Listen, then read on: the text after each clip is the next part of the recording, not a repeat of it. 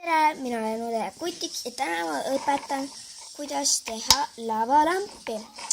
Ma olen teinud selliseid lavalampe ise, ainult paar minutit. Teine pool on siis selline, kuidas need tähekesed kõik valguvad alla.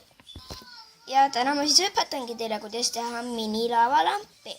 See on ideaalne, see on nii ilus. Nii, esimene asi. Võtad sätendust sellises topsis.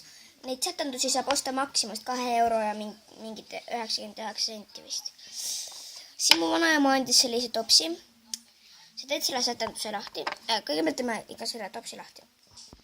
Nii, nüüd teeme selle lahti. Nüüd paneme selle siia topsi. Sätenduse. Nii. Kõik. Nii, ma usun, et see ka sobib. Nii, nüüd paneme selle kinni. Nii, nüüd lükkame need kõrvale. Nii, nüüd võtame uue asja.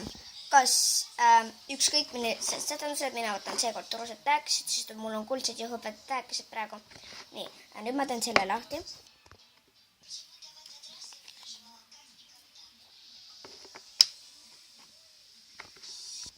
Nii, nüüd ma võtan selle sädeluse. Panen siia sisse. Panen natuke kaugu.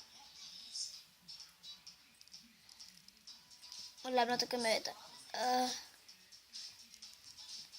See on natuke halb. Vaadake, et vanemate käest riielda ei saa. Ma panen korra pausile. Et siis, kui mul on see umbes siiani või mida iganes, siis ma näitan teile. Nii, nüüd on meil vaja õli. Õli. Ja siis me peame seda siia väikesesse topsikusse sisse panema.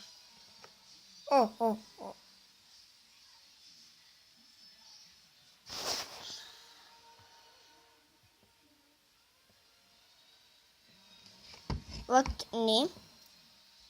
See oleks praegu kokku. Ja nüüd me paneme korgiliselt peale. Ja ongi valmis teie lavalamp. Ma müün neid 1 euroga.